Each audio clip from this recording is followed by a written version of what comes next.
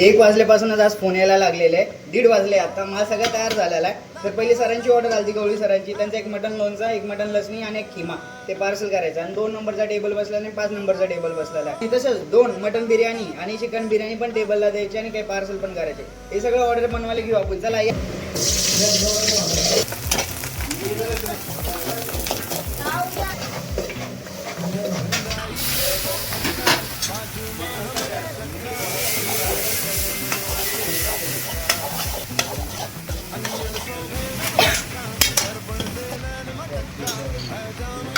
छोटे 2 मटन जान दे.